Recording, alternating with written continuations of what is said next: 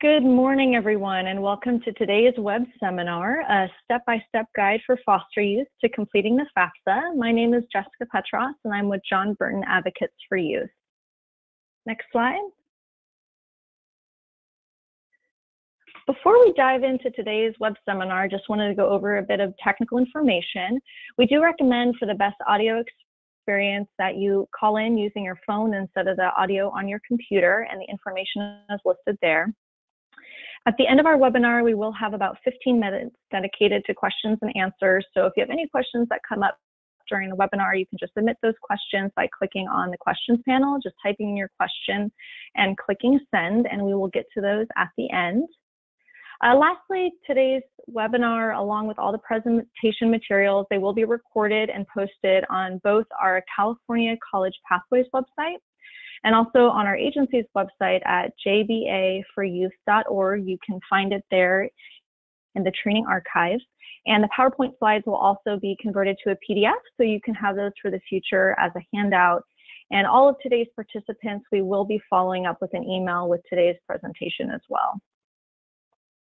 Next slide. So we're very excited to have you join us today. We know that filling out the FAFSA can feel really intimidating and confusing at times, and we hope that by the end of today's webinar, you feel more confident and comfortable to help a foster youth fill out their financial aid application. We're going to cover today the two different types of financial aid applications, the FAFSA and the California DREAM Act application.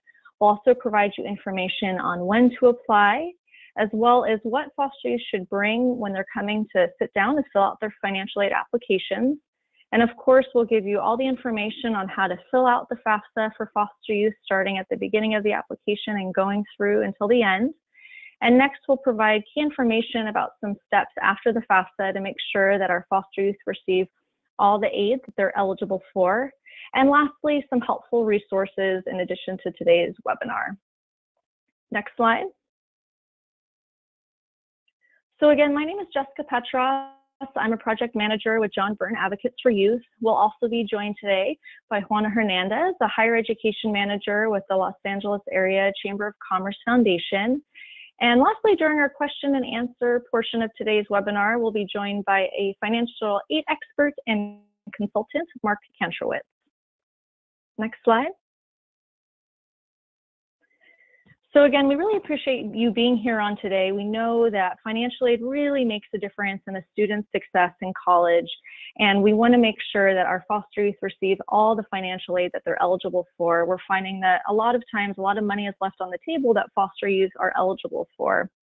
And in addition to today's webinar, we're very committed to making sure that our foster youth get all the money that they can to help them succeed in higher education. So we want to make sure that you're also aware, if you don't know already, about the California Foster Youth FAFSA Challenge. And our goal this year is to reach at least 60% of California's seniors who are in high school that are also in foster care, and having them complete their FAFSA or California DREAM Act application to at least match the rate of the overall student population. So if you're not already connected to the challenge, we encourage you to go onto our website here at jbaforyouth.org/FAFSA challenge to learn more about the challenge, find out if your county is participating, and learn how you can get involved as well. Next slide. So there are two different financial aid applications, the FAFSA or the California DREAM Act application.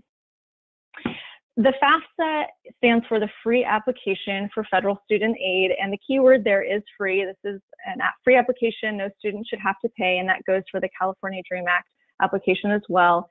And the FAFSA is for anyone that's a U.S. citizen or a permanent resident or other eligible non-citizen. That might be someone that's a permanent resident, that has a green card. The FAFSA does have a full list of other types of eligible non-citizens if you want to check that out. And the website for this application is fafsa.ed.gov. Now, the other application that's out there is the California DREAM Act application. And this is for our undocumented students. The website is listed there.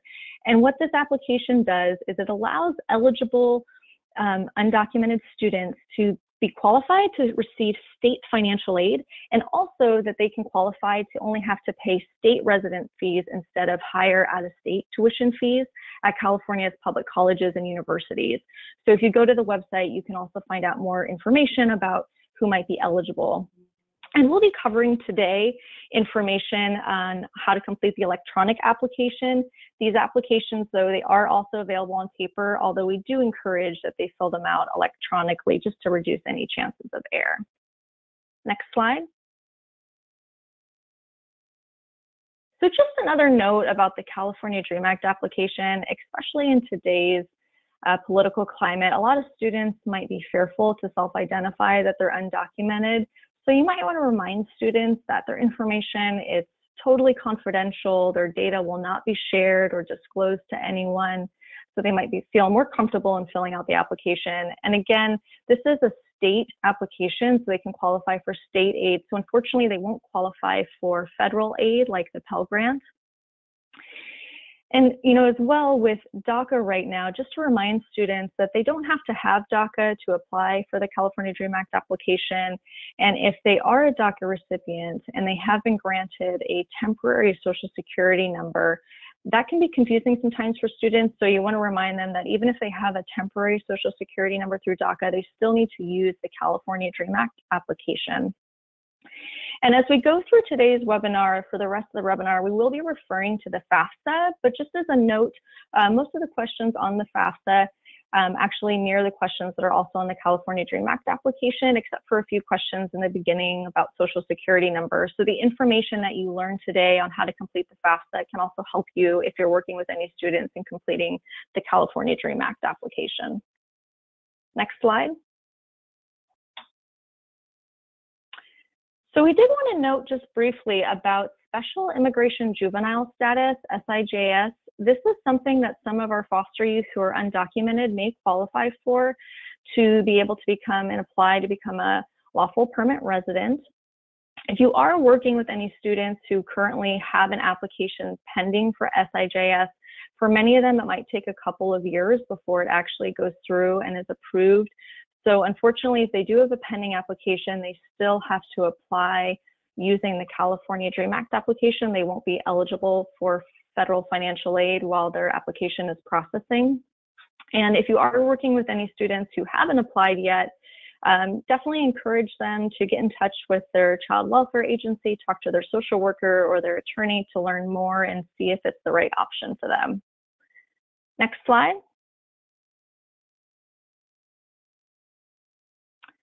So when to apply, as we mentioned, there's two applications, the FAFSA and the California DREAM Act application. They both have the same deadlines. The priority application period is October 1st through March 2nd. That goes for either of the applications. And so, for example, if you're working with any students right now who are applying for the fall 2018 school year, they'd want to be working on their application right now. It can be a little confusing sometimes for some students. Fall is actually the beginning of the academic school year. If you're working with any students who are applying for summer session, that's actually considered the end of the prior academic school year. So if someone's applying for classes in this summer, 2018, they would use the 2017-2018 application for that academic school year. And if they're applying for fall classes, that would be the 2018-2019 academic school year. So we definitely want to encourage students to apply as soon as possible. They can apply after March 2nd, they just might receive less money. So we want to make sure that they get that application in as soon as possible. A few colleges might have earlier priority deadlines, so definitely encourage the student to check out what the deadlines are for their college in case they might have some different priority deadlines for admission. And just as a note as well, students can apply for financial aid even before they've completed their applications for college. So if you're working with someone, they haven't done their college applications yet, or maybe they're just not quite sure where they want to go, that's fine. They can fill in this application ahead of time. Next slide. So there are a few items you want to make sure that the youth you're working with bring so that they're prepared when they sit down to fill out their FAFSA application. One of them is an email address. They will need this to complete the application. Now, as a tip, we do encourage that they use an email address that they check often and that they can use long-term. If you're working with any seniors in high school, we don't recommend that they use their high school email address because those are often short-term and often expire, so they might want to use something like a Gmail or a Yahoo. Next, they're going to need to come prepared with their income information for 2016. I put the asterisk there, you'll see. The FAFSA application asks for their financial aid or financial information from the prior year. So if you're helping them fill out their application for 2018 right now, they'll be asked information on their income from 2016. So if the student filed taxes during that year, they'd want to bring their tax income information. If they didn't file taxes, maybe they just didn't make enough, they didn't need to, but maybe they had a part-time job. They'll want to come prepared with any information about any income that they earned or received during that year. Next, they'll also need their social security number or their alien registration number.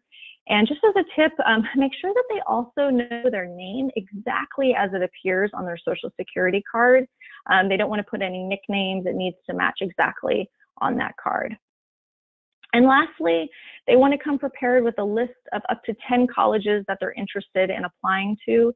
To complete the application, they only have to enter a minimum of one, but having them come prepared and thinking about where they want to apply and to which schools ahead of time is also helpful. Next slide. So now we're going to begin on how to complete the 2018-2019 FAFSA. We'll start with the very beginning. If you want to go to the next slide. So what we have here is a screenshot of the actual website at fafsa.ed.gov. There's two options, as you can see here. One is start a new FAFSA if this is their first time filling out one, or if they're a returning user, they can just simply click login. Next slide. So the FAFSA actually does have to be completed every year. So if you're working with a student that has filed before, they can log in. These are the two options they'll have, either FAFSA renewal or to start a new FAFSA. If they do click FAFSA renewal, what it'll do is simply preload some of the information from their prior year's FAFSA. Next slide.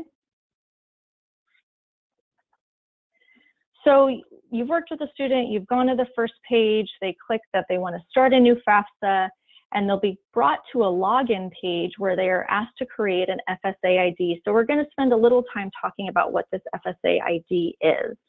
Next slide. The FSA ID stands for Federal Student Aid Identification, and this is the login page. There's actually two options you can see on here for a student to log in. You want to make sure, and this is really critical, that they choose the option on the left-hand side that says enter the student's FSA ID. They want to create this ID because it'll actually serve as their electronic signature at the end that they'll need to be able to sign and submit their FAFSA. So you want them to choose that option and then click on that blue link there that says create an FSA ID.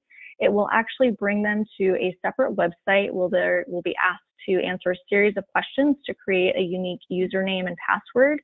And once that username and password is created, they'll come back to this page and log in. And it's a very quick process for it to go through. Next slide. So this is a screenshot of the page where they'll start to answer questions to create this FSA ID. They'll have to enter an email address, a username and password. And again, we recommend that they don't use a high school email address.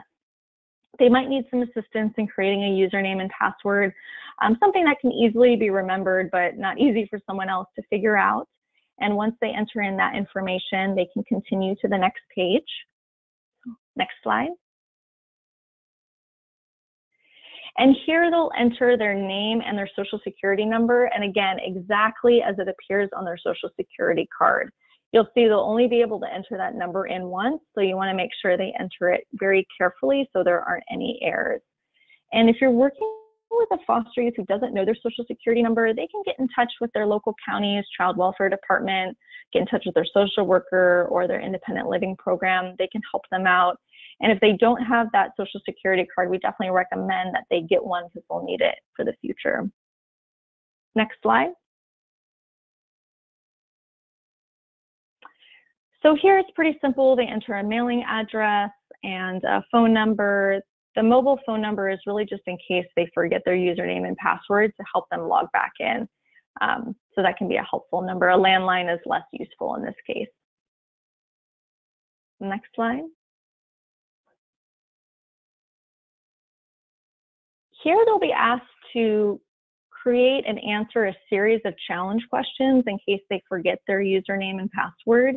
For some students, this can actually be a difficult part of the application. They might be asked questions that might be triggering, such as their mother's maiden name or their cousin's first name, or maybe questions that they don't feel like they know the answer to. So just keep this in mind and be available to provide support to the youth when they answer these questions in case it might take them a little bit longer. Next slide. So here they just review all the information that they just provided, making sure that it's all correct. They review and accept the terms and conditions, simply click the box to agree. And that's the last step of the process to create their FSA ID. The information will be sent to them.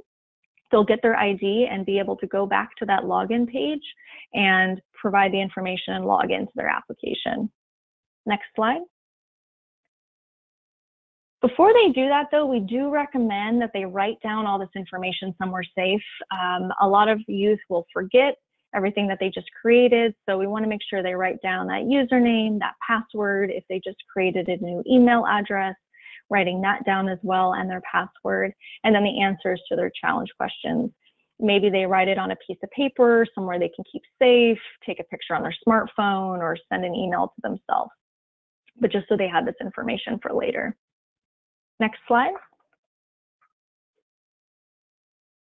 So as I mentioned, they're now ready to log in to their FAFSA application. So go to the next slide.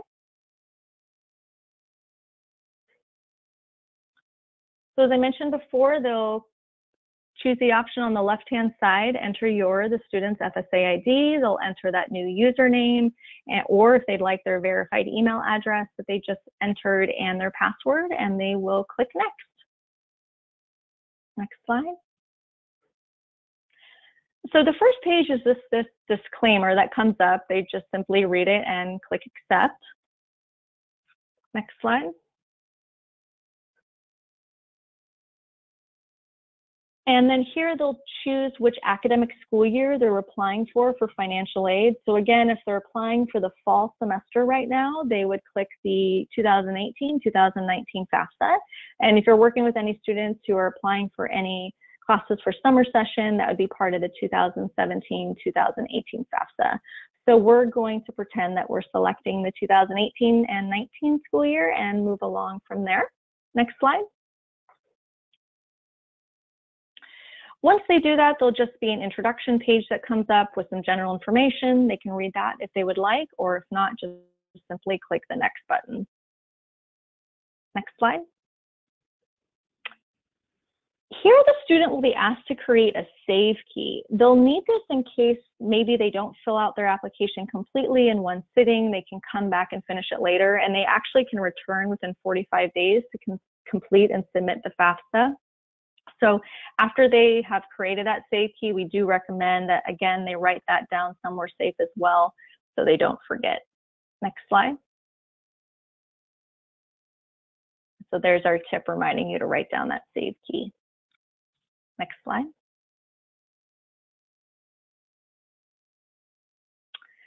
So now they've entered into the FAFSA application. You'll see up on the top hand portion of the website, there's actually 7 sections that they have to complete. We'll start with the student demographics section, and they have to answer every question before they can move to the next section. And at the end of each section, we definitely recommend that they click save before they move on.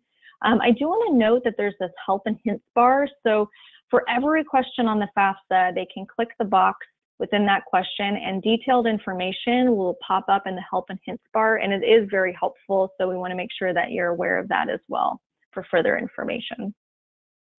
Next slide. So the first section we'll walk through is the student demographics section. There's two parts, student demographics information and then student eligibility. Next slide. So you'll see on here, first again, they put in their name, their social security number, date of birth, making sure that's all accurate. Then they'll be asked if they're a male or a female, and then have to provide their permanent mailing address. They can use a PO box for this. We do recommend that their permanent mailing address does match any address that might be on file for any official government documents like taxes. And if they don't have an address, work with them to think of an address that can be used for them in the future to receive any mail. Maybe they can even work with their college financial aid administrator for help as well. The next question on here is, have you lived in California for at least 5 years? This is a question to see if they're eligible for California state aid. A little pop-up box will come up at the top, you'll see there. Just to note, this is to see if they might be eligible for the Cal Grant application so that their information can be transferred. And there actually isn't any separate application that they have to fill out. We do recommend, though, that you learn more about the Cal Grant. There's several different types of grants that have different eligibility criteria, and that's important to learn. And we will provide a little bit of information at the end of the webinar about some key follow-up steps with the Cal Grant, such as making sure their high school has submitted their verified GPA and logging in with a Web Grants account. Next slide. So next, they can enter a telephone number. If they don't have a telephone number, that's okay. It's not required. And then next, they enter their email address. Definitely remind students to check their email regularly after they've completed their FAFSA. They might receive very critical information about their FAFSA or from their colleges, so you want to make sure that they are checking that regularly. The next question is, what is your marital status as of today? You might want to remind students that if they've got a boyfriend or a girlfriend or significant other, they're still considered single. What they're asking about is if they are actually married. And if they are married, they will be asked to enter the date of when they got married. And the last question on this slide is asking them for if they have a driver's license. That's not required for the application. It doesn't affect anything in terms of their eligibility. It just can help them prevent identity theft if they do have the info, and if the student's worried about their driving record or their parking tickets, you can let them know that it doesn't affect their eligibility for financial aid. Next slide.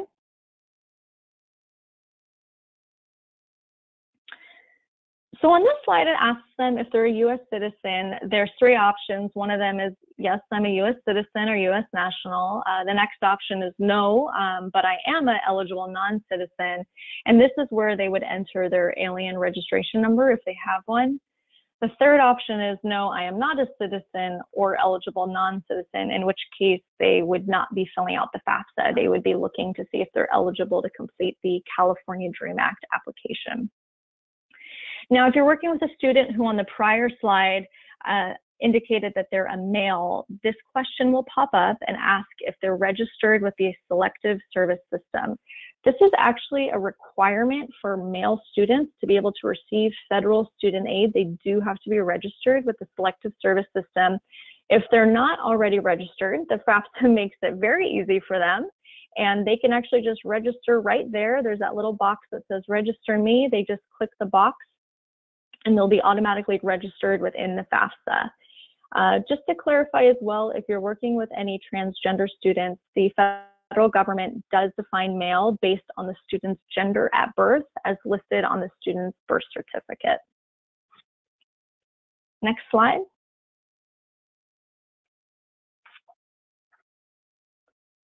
After that, it's going to ask them what will their high school completion status be when they begin college, if they are receiving a high school diploma or GED, pretty straightforward question. Then they'll be asked what their college grade level will be for the beginning of the 2018-2019 school year. If you're working with any high school students that maybe took some college courses when they were in high school or were duly enrolled, they are still considered a first-time college student, so you want to make sure they select never attended college or first year. The following question asks them what degree or certificate will they be working on when they begin the school year. And so we did a screenshot there of the different drop-down options. It's really critical that students do not select other or undecided because it can actually limit the amount of grants that they receive. So they want to pick an option that best fits them. And if they're not sure if they're going to be going to a 2-year or a 4-year college, just have them select 4-year college so they can get more financial aid potentially. Next slide.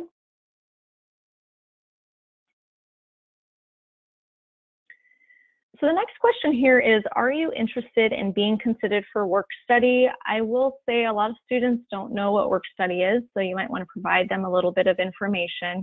This is a federal program that allows students that have certain financial need to actually earn a portion of their financial aid through part-time employment, either on or off campus.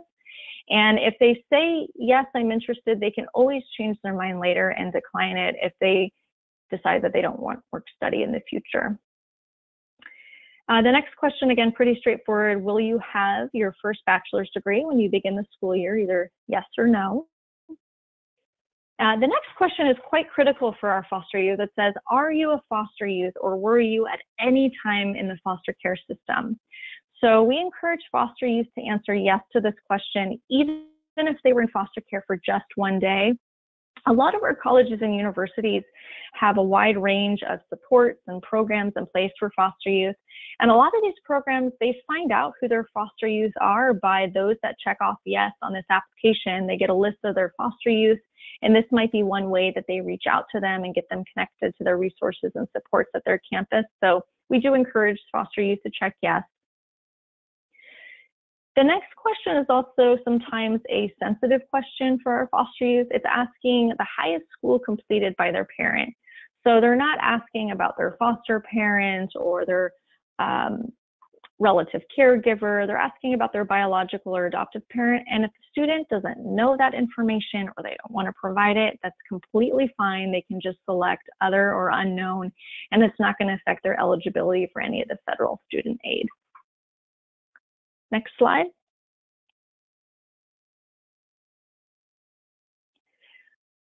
So if the student you are working with, if they're applying and it's their first year of college, the questions will end there for that section. But if it's not their first year of college, they will be asked a few additional questions. They'll be asked if they have ever received federal student aid. And if they have received it, they'll be asked if they have been convicted for the possession or sale of illegal drugs while they were receiving federal student aid. So one of the rules of receiving federal student aid is that you can't commit this type of crime while you're receiving it. And if you have been convicted of this type of crime, you can lose your eligibility for federal student aid. There is more information, though, if this does happen to a student and they do have their eligibility suspended due to a drug conviction. There are some things and steps they can take to regain their eligibility. Next slide.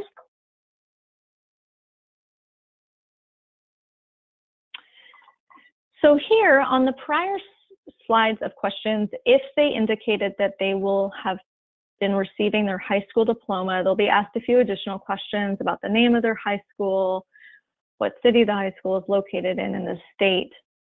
If they indicated that they are receiving a GED certificate or some state authorized high school equivalent certificate, they won't be asked any additional follow-up questions. And just so you know, it's okay. It doesn't matter if they receive their high school diploma or their GED. Either way, it doesn't affect their eligibility for federal student aid. They really just ask these questions to help high schools with their FAFSA completion efforts. Next slide.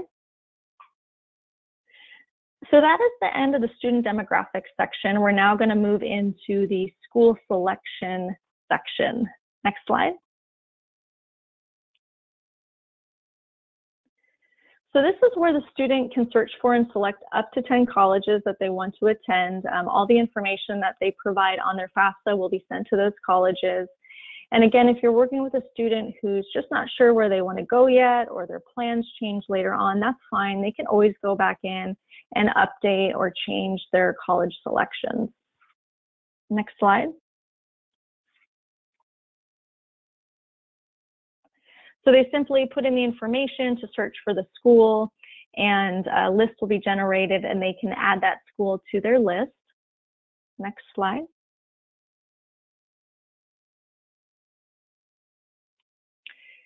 We do want to encourage you to help students. There's so many different colleges out there, from private schools to for-profit schools, some that cost a lot more, and making sure that they're educated and aware about what colleges they're choosing and that it's the right fit for them as well.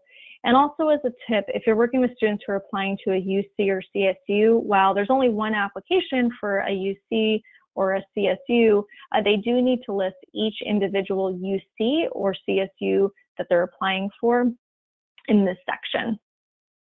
Next slide. So after they've selected all the colleges that they're intending on going to, this will be the school selection summary page. It'll list the schools, their federal school code, and then a section called housing plans. So there's actually 3 options. A student can select on campus, off campus, or with parents. It's very critical that our students who are planning on living off campus, that they select off campus instead of with parent. If they select with parent, they might receive a lot less money to help with living expenses. So if they're planning on living with a foster parent or a relative caregiver or legal guardian, encourage them to select off campus instead of with parent.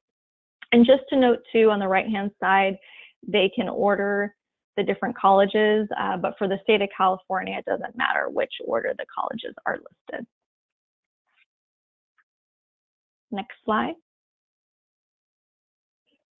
So now here we'll be transitioning to the dependency status section, a really critical section for our foster youth, and I'm going to turn it over to Juana Hernandez to tell you more about this section and the rest of the application. Thanks so much, Jessica, and for that great overview of the first 2 sections of the FAFSA online application. So the section I'm going to review next, I think, can cause a lot of anxiety for our foster youth and also for our foster youth providers. So the dependency status section that we're going to go over will basically determine whether a student will be deemed dependent and need to provide parental financial information, or if they will be deemed independent and able to bypass information about parents for the purposes of the FAFSA. So this section will begin with a series of questions that populate one at a time. As a student will read through these different criteria, they will have the option of selecting yes or no in order to determine if they qualify as an independent student. One thing to note here is that a student doesn't need to meet all of these questions. They just need to meet one of them. And so if they're going through this list of questions and one pops up and they're able to answer yes, that will be sufficient. They won't have to go, they won't actually even see any of the remaining questions. They will just be able to go ahead and proceed next. We want to point out here that, again, in the FAFSA, the term parent is really referring to a student's biological or maybe even adoptive parents, but it is not being used interchangeably with the terms legal guardian or foster parent, including relative caregivers. So again, for this section, we really want to make sure that we are thinking parent demographics and we are not equating that with caregiver or legal guardian demographics. So on this list of questions that will determine whether a student is independent, we want to point out 2 questions that are particularly of interest for our current and former foster youth. So the first question reads, at any time since you turned age 13, were both your parents deceased? Were you in foster care, or were you a dependent or ward of the court? I want to point out here that in this question, the terms dependent and ward of the court are being used pretty much interchangeably. Both will indicate that there was some type of court-ordered document showing that the student was in the care of the court. The other question reads, does someone other than your parents or step-parent have legal guardianship of you as determined by a court in your state of legal residence? So again, here the emphasis is on the court-ordered guardianship. I believe Jessica had pointed out earlier as well that a student who can answer yes to one of these questions should do so even if they were only in foster care for 1 day. So the time that they were in care, the length of care, does not matter as long as they were in care at any time since they turned age 13.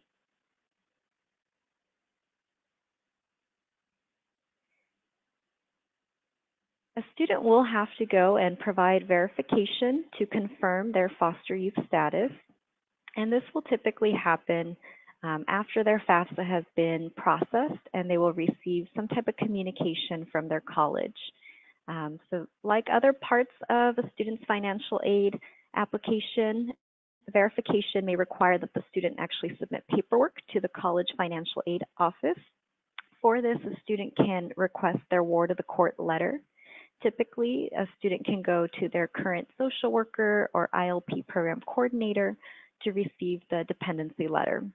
And for a youth that has been out of care or who's no longer connected with their social worker, if they have any difficulty receiving this information from their county child welfare agency, they can actually reach out to the State Foster Care Ombudsman Office, and we have listed the 877 number here for that. I should point out that any student who was reunited or adopted before the age of 13 may wish to be exempted, but they would have to go and meet with their financial aid office for consultation and again provide that paperwork. We strongly recommend that youth do make sure that they keep a copy of their court dependency letters for their own personal records, as they may need to show this information for other programs or special services for which they may qualify. So make sure that you remind students to make a copy for their own records as well. Once they have submitted that information, students will be asked to determine their household size. For this purpose, the household size for a student that is independent will refer to themselves as well as a spouse if they are married, and or any children who they might support within their household.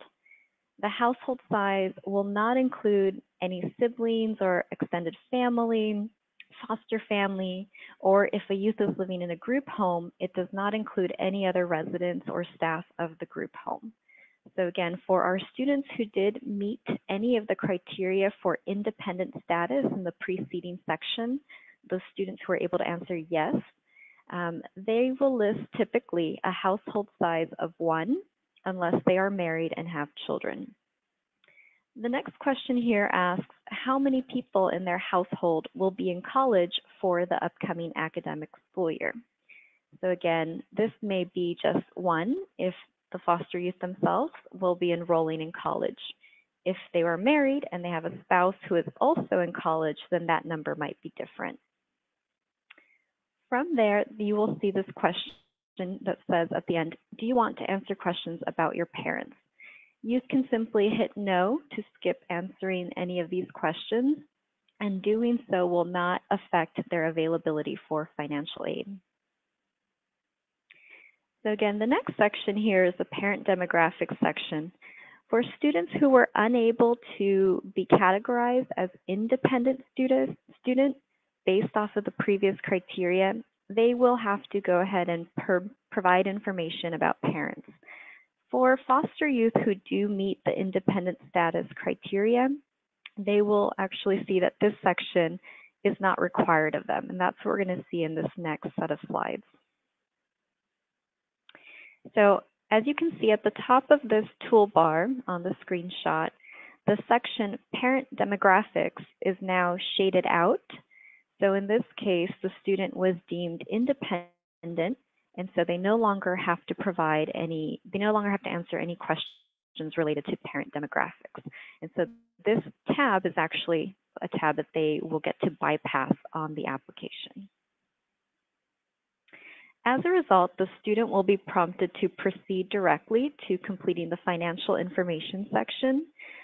Again, this section in this webinar is going to apply to the scenarios for independent students and independent students only. Dependent students who do still need to provide parent information will have a few slightly different steps to complete in this area. So in this section, we're going to go over the 3 different options for a student to submit their personal financial information. So the first step that they will need to take here is complete information respond to a set of questions related to 2016. So as you'll notice, there's kind of a blue attention box up at the front, and this is indicating which tax year information is requested for. And so again, this is the prior year information that Jessica had described earlier. And again, in this scenario where the student is completing the 2018-2019 FAFSA, the requested information is for the year 2016. So for 2016, the student will just need to indicate if they have already completed their tax return, if they still need to file or will file, or if they are not going to file. So we'll spend some time looking first at scenario A, a student who has already completed their 2016 tax return. For this student, they will be asked to indicate first the tax filing status that they used in 2016, so for example, single. And then they will be given an option here to retrieve their tax information. The FAFSA now includes what's called the data retrieval tool, which syncs to the IRS records and enables the student to pull automatically information that they had filed in their 2016 return. This function does look a little bit different from previous years. For those of you that have been working with students, you may have heard of some glitches with the system in the last FAFSA filing period. The system was actually breached and taken offline. And as a result, the IRS has made a few changes to protect user security going forward. And so these steps will be new for any student that is filing for the first time or a student who is doing this. It'll look different than the application steps last year. So if a student wishes to use the IRS data retrieval tool, and we recommend that they do just to minimize any errors, they will be able to link to the IRS portal. 2 other options for a student is to just enter that information manually. And if they don't have a physical copy of their tax return, they can actually download it or request it via mail so that they can go ahead and proceed with doing the data manually. So for a student that is going to proceed with pulling the information via the IRS data retrieval tool, they will first see this message kind of letting them know that they will be exiting the FAFSA on the web portal and going to the IRS website. And so here is just clarifying information that they will be going to another portal. Here the student does have an option to say skip if they change their mind and they decide that they would rather enter the information manually. You'll also notice here there is a little warning, and that's highlighted for you in the red box. And it's basically letting the student know that because of the new security protections, they will not actually be able to preview any of the information in the tax return. So using the data retrieval tool means that they will go and automatically pull the information without having the chance to review it. So a student who wishes to continue will just hit proceed to the IRS site. When they do so, they will see this set of messages pop up. It's a little bit alarming, but this is they haven't done anything wrong. This is part of the normal process. So here again, they will just be told that they're going to the IRS government website, and they'll hit OK in order to continue. From there, they will be able to review some of their information here. So on this page, a student will be able to see their first and last name, their date of birth, the last 4 digits of their Social Security. Now, you'll notice that the fields first name, last name can actually still be edited, but the Social Security number won't be able to be edited. So those numbers are locked in. In order to proceed, a student will have to enter the address that matches their 2016 federal income tax return into this field to verify their information. And again, this is just an extra security step to protect their information. So a student must enter that address and have it match in order to proceed. If they're unable to recall that address, they will not be able to use this tool.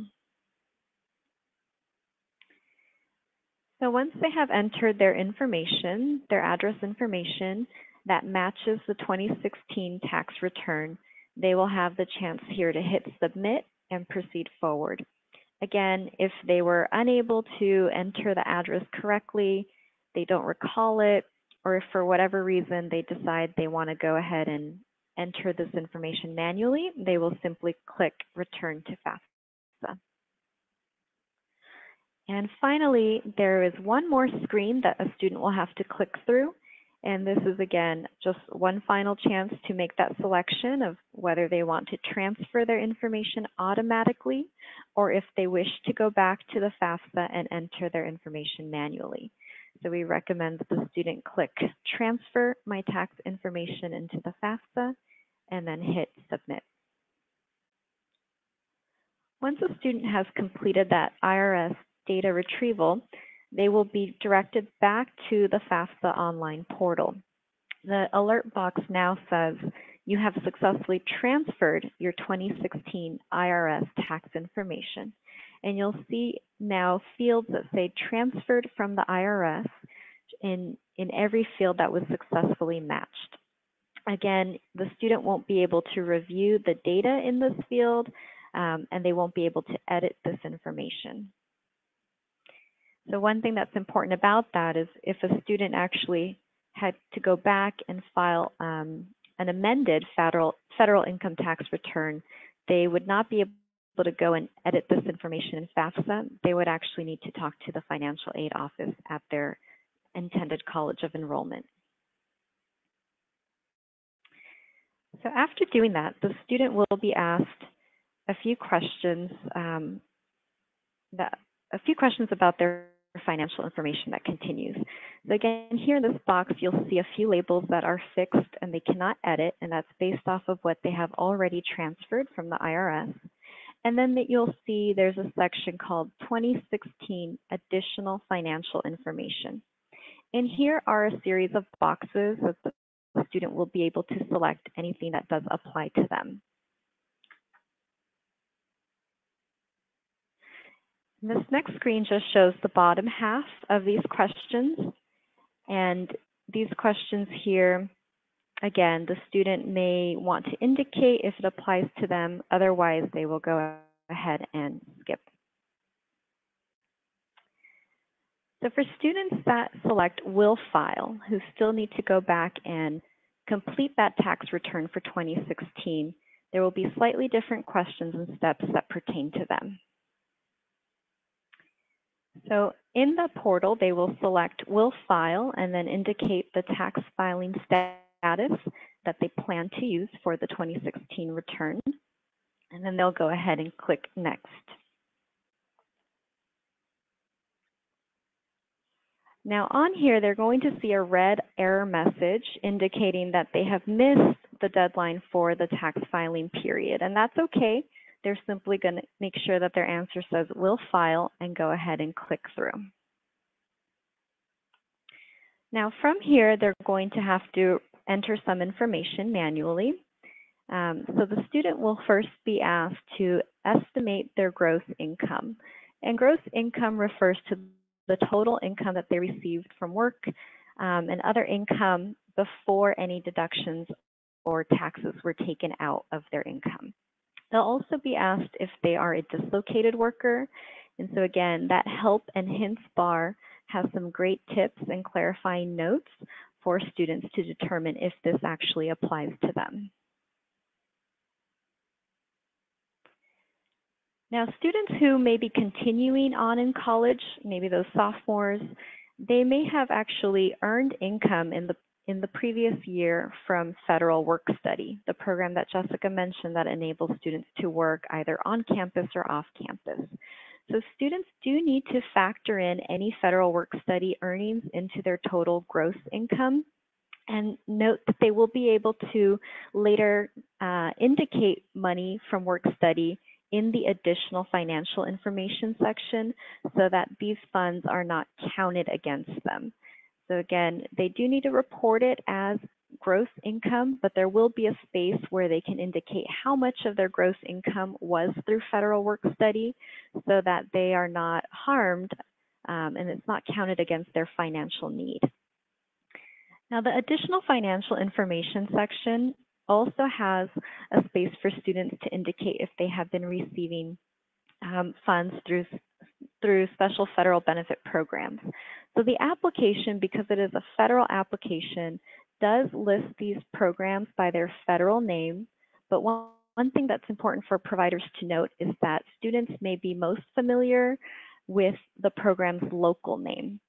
So this orange box will help you map out what is the federal name, such as SNAP, and the local name of the program. So CalFresh, in this case, referring to our local food stamp program. Now, students might be confused about other information, not knowing if it needs to be reported in the additional financial information. So we really want to emphasize here that there are a few set of benefits that foster youth may be receiving that they do not need to list out in this portion of the FAFSA. So first, youth who are receiving extended foster care or AB-12 benefits do not need to list any SILP payments or a payment from a THP plus FC program, even if they have received that payment directly to themselves. They also do not need to report the infant supplement within this section of the FAFSA. And other types of benefits that they may be receiving but do not need to list in this section would be welfare payments, untaxed Social Security benefits, or SSI payments. And again, if a student has a question about whether they need to report this type of information, they can use the Help and Hints bar on the right to check if their particular benefit needs to be listed. So once they have completed this section, they will see a question down at the bottom that asks if they want to skip questions about their assets. So if a student has an income that is below $50,000, they can go ahead and select, yes, I want to skip questions about their assets. Now, for the third type of student, the student who is not going to file an income tax return for 2016, they will have a slightly different process. For this student, on the financial information section, they are going to first indicate that they are not going to file for 2016. So an example of a student who may not be filing is a student who did not work in 2016, or a student who worked, but maybe their part-time earnings or their summer job wasn't that high, and so they did not legally need to file taxes. So in the tip box here, you can see that if a student earned under the amount in bold here, $10,350, they would not have had to file a tax return. There are some cases where a student may need to actually submit an IRS verification of non-filing letter, and the website is listed here where they can go ahead and receive that form in order to indicate that they are not filing for the prior year, 2016. Regardless, the student will still have to supply information about their earnings from the stated year. So the next set of questions here does ask them to enter how much they made from working. Again, if the student had no job at all, this would simply be a 0. And again, if a student had maybe just a part-time work-study job, they would want to make sure that that's reflected, the amount that they earned in that job is reflected here, and that they also complete that information in the additional financial information section by checking the box that says taxable earnings from work study.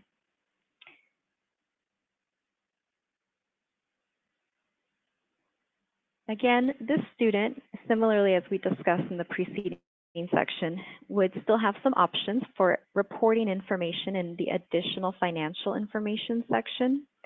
So again, here you will see the box referring to taxable earnings from work study.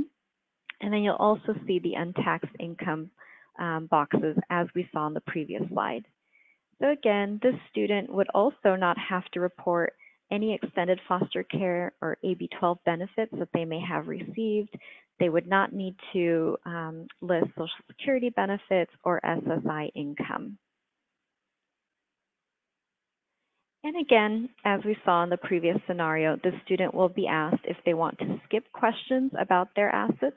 It's that question down at the bottom, and they can go ahead and click yes and proceed to submit this section. So finally, the student will be prompted to officially sign, verifying their information so that they can submit their FAFSA. So we'll go through those screens so you can see what they look like. So when a student gets to this section, they will have a chance to review their application. They can also print their information. So you see that blue link up at the top that says view or print your FAFSA information. And then they will also see a question down below, which is highlighted in the orange box that says, I, the student, agree to the terms outlined above, agree or disagree. By selecting agree, the student will be providing their electronic signature. We should point out that as we demonstrated at the beginning of this webinar, when the student logged in with their FSA ID, that serves as their electronic signature. So this student used the FSA ID to log in and create the application. Therefore, they do not have to submit an additional e-signature. It's one login that also serves as a signature. So once they have clicked agree, they can go ahead and hit submit, and they will see a confirmation. So once the student has gotten here, congratulations, the hard work is over. So they will have successfully submitted their application. We highly recommend that students print a copy for their records, but they will also receive a copy in their email. So again, they can keep an eye on their inbox. Also via email, they should be receiving a copy of their student aid report or their SAR. And this may take a few days, generally a week after filing before they receive. So once they've filed and they've gotten that confirmation page, we want to go over a few things that the students should do next. So first of all, you'll notice that when they return to the FAFSA portal and log in, they will be able to check the status of their application. So here it will indicate if the application has been processed, and they can go ahead and monitor the status. Further down below, the orange box highlights that they can also view or print the student aid report. And importantly, they can make corrections to the FAFSA. So for example, if the student realizes that they now plan to go to a different college than the ones that they had listed in their FAFSA application, they would want to use this link to make those corrections to add a different school. And then if the student realizes that it's been longer than a week, they haven't received their student aid report, there is a phone number here, this 1-800 phone number that they can contact to get information about the status of their student aid report. And just to give you a sense, this is what the student aid report might look like. So this is just a screenshot of that.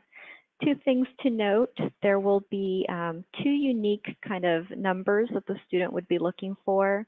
The first would be their expected family contribution, and the EFC is basically a number that tells them how much financial aid that they can expect to receive. So for example, in this case, we have an EFC of 0.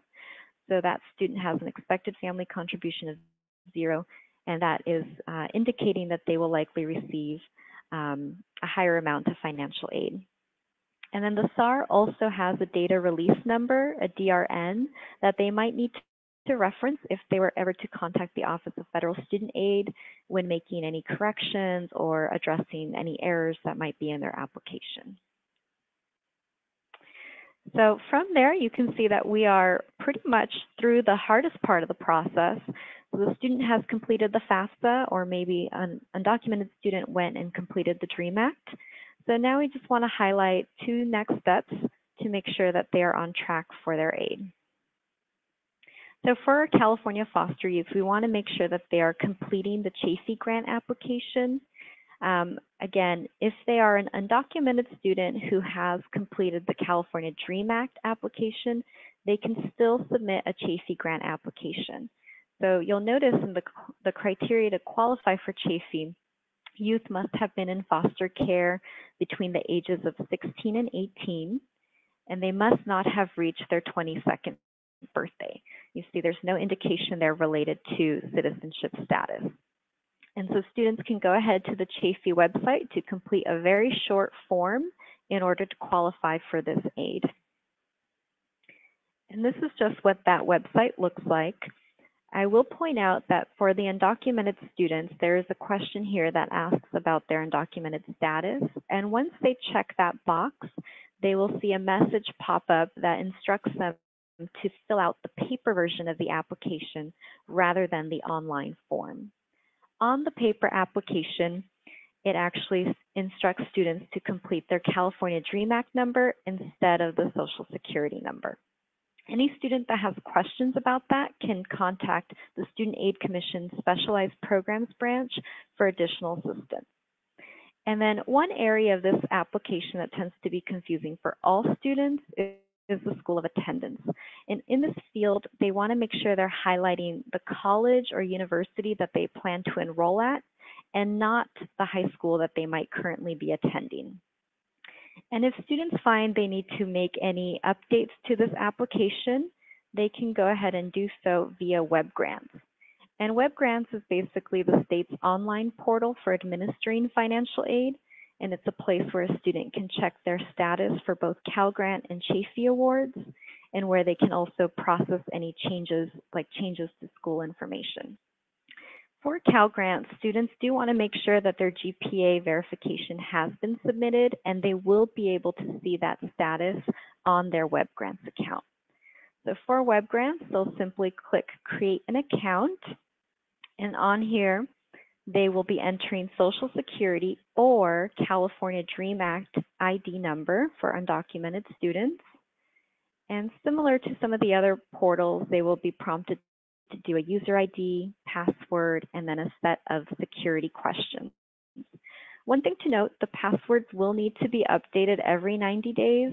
So students will be prompted to go in and regularly log into their Web Grants account and update their passwords in order to protect account security. So last, we just wanted to end our webinar with a few helpful resources.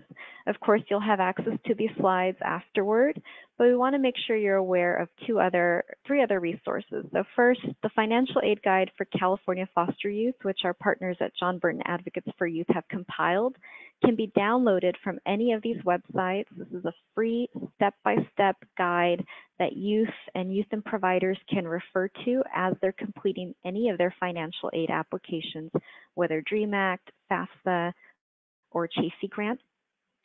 And accompanying that guide is a visual FAFSA guide, which, similar to today's presentation, has screenshots of all the questions and some clarifying notes on the margins.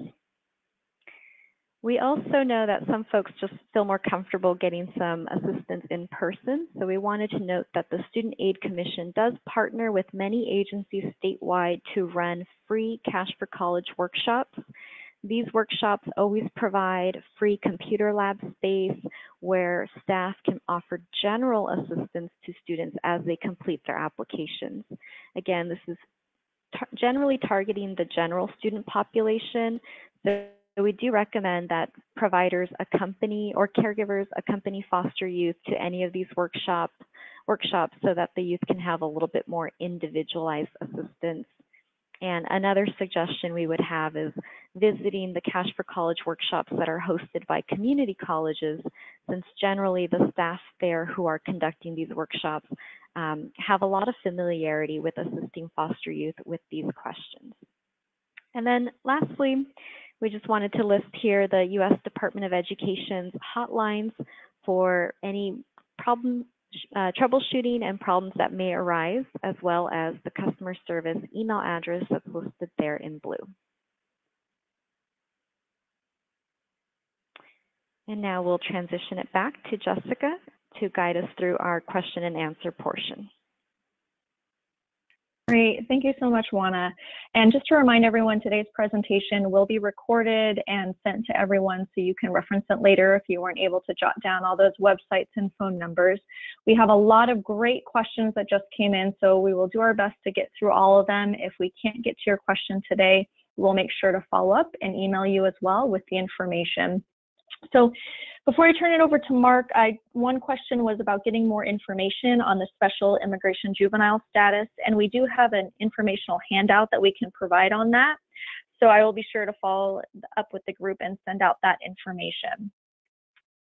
There was also a question regarding foster youth that may have been placed out of state. And so if you're working with a foster youth, there was a bill that was passed. If they were under the age of 19 and residing out of the state during that time, but they were a dependent or ward of the court under the state of California, they still will qualify for resident status. That was a great question. Just wanted to clarify that. So Mark, our first question for you is, what if a student has had their gender legally changed? How do they fill out the application? On the FAFSA, one answers the question about your gender based on the gender on your birth certificate. That's the selective service system does it that way, and yeah. If there are any concerns about being transgender, and if there were ever a military draft, you'd be able to opt out of the draft at that time, or depending on what happens with society by then. For all we know, we might have female students in the draft as well, but it's the gender at birth. Okay, thank you. And one question we had is, if a student's planning on attending both the summer and the fall session, do they have to apply for both years for financial aid and do 2 applications? Okay, so the summer session generally is going to be a trailer at the end of the academic year, but sometimes it can be a header, so it's at the start of the academic year. So you need to find out from the college whether it is treated as part of the previous academic year or as part of the upcoming academic year, and then file the FAFSA appropriately. When you go to FAFSA.ed.gov, you'll see that they actually have 2 years of FAFSAs listed. Most cases, 90% of the students, it's going to be the top one for the upcoming fall, but sometimes it'll be for students who maybe are applying for a summer session at a school where it's a trailer as opposed to a header. Great, thank you. So one person says they're working with a youth and they accidentally submitted a paper FAFSA application for the 2017-2018 school year instead of the 2018-2019 school year. So their question is, when they help the student to redo their FAFSA online for 2018-2019, does she need to do it as if she's submitting a new application, or how would she handle this to fix this mistake? Could there be any issues when they're creating an FSA ID? Okay, well, the FSA ID will still be valid regardless of which year you're submitting. When you accidentally submit the wrong year and are then submitting the correct year, you do have to submit an entire new FAFSA for that correct year. The questions can change a little bit from one year to the next. And you may actually be able to pre-fill all but the financial questions for the correct FAFSA based on the previous year's FAFSA.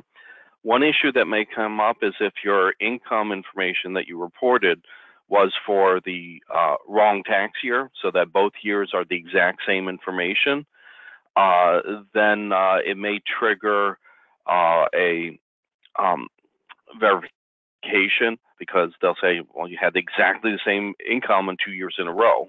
And there you just explained that you made a mistake and submitted the wrong FAFSA year initially. In fact, you could even head that off by just letting the colleges know that you made a little bit of an error, and they'll know to ignore it.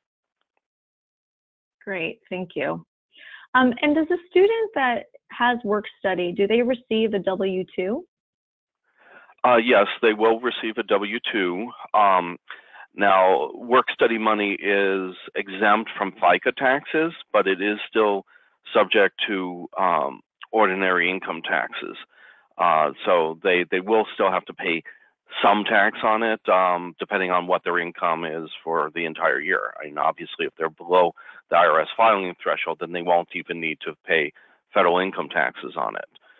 And keep in mind that on the FAFSA, there are questions about that you'll have to answer twice about the federal work study money, because they need to ask you about that so that they can subtract it from your taxable income, because they don't want it to affect your eligibility for need-based aid. So they need to know about it to subtract it from the total.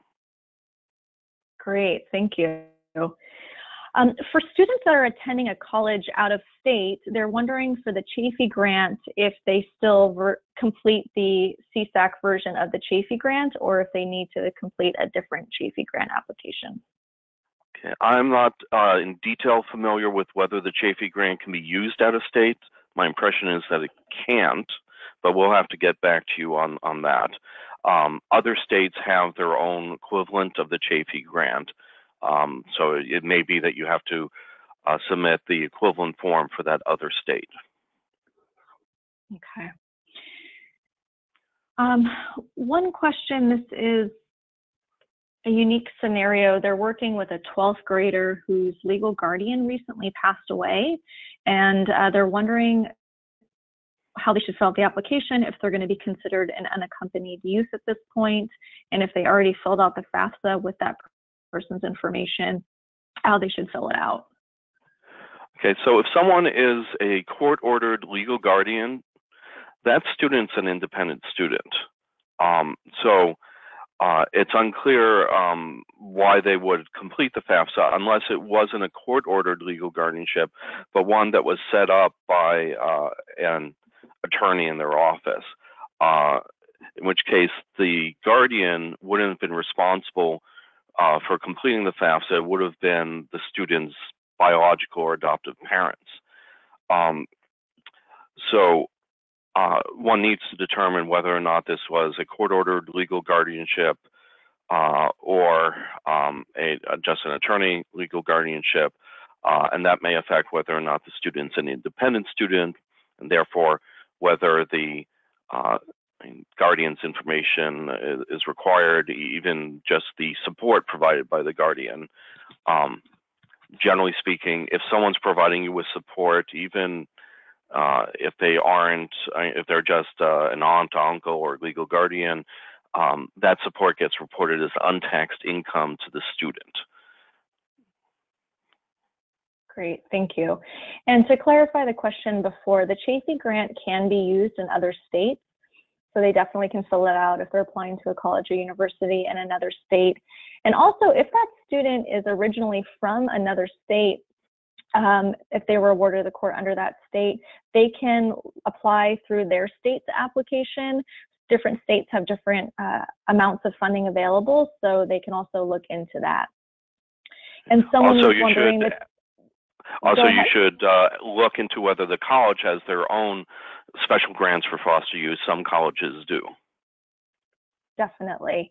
And someone was wondering if the Chafee grant needs to be completed by the school counselor or the student. This is something that the student fills out.